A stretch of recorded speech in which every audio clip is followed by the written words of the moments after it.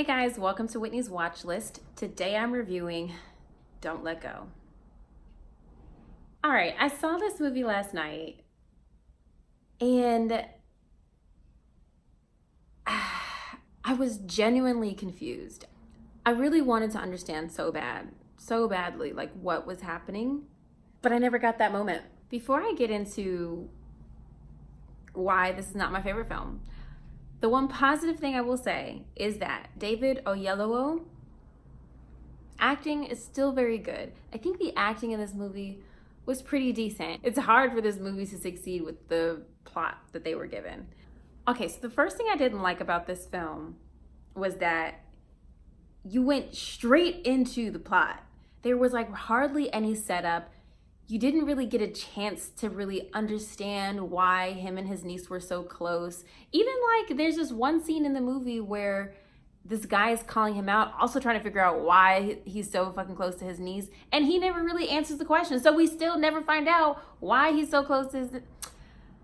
I guess you could infer that because his brother is not so great, he feels the need to like, you know, be there for his niece and do that whole like uncle thing. But it was never really directly addressed. I mean, the first few scenes were literally him on the phone with his niece, like for 10-15 minutes. I mean, I guess, you know, because of the trailer, you would pretty much assume that the whole movie is basically him on the phone with his niece that is 2 weeks behind. But literally, like, so much of the movie is just them on the phone trying to figure out what's going on. I felt like I was watching a Verizon commercial. Can you hear me now? Cool. His character, Jack, okay? It feels very much like a one-man show because he's just running around trying to solve this case by himself of how the hell his family died.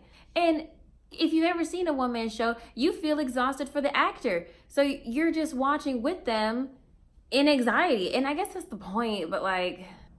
Okay, so a few things were unrealistic for me because, you know, he's trying to solve this case and he gets shot a couple times, all right? And he just acts like it doesn't happen. Like he's just persevering and he's just trying to be this like brave little cop. And it's like, but bruh, aren't you gonna go to the hospital? Like you're smarter than this.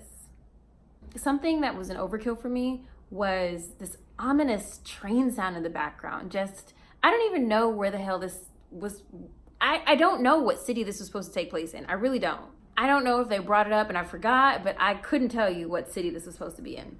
But you know, it's close to a train line and the train just in the background through like multiple scenes is just going and just, like one would think it was supposed to be intentional and it probably was to the director, but it didn't feel well done. I'm gonna complain about one scene for a second. The most critical scene, arguably, between him and his niece, okay? I'm gonna try not to spoil this. They were in this diner, okay? And you know when you're sitting in a diner, there's cars going by and you see a lot of like, you know, glares and flashes of lights.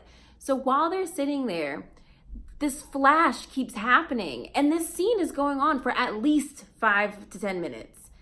And you just keep seeing this flash. And I'm like, is this on purpose? It was very distracting and I felt like it was one of those things that maybe they couldn't control, but they just needed to get the shot and they just decided to like, fuck it, like maybe it could be intentional for like, you know, flickers and flashes of glimpses of them trying to communicate with each other. It could be like symbolic in that way, but it was just too much. It was really annoying me and I was just like, this is stupid. It just felt like it was dragging. Like after a while you were like, where is this going? Like the movie's not that long, really, but it feels like it goes on forever and you're just sitting there trying to figure out who is the culprit here and why is this happening? The biggest thing overall that got on my nerves about this movie was that this man can communicate with his niece 2 weeks in the past, but we never find out why. Never.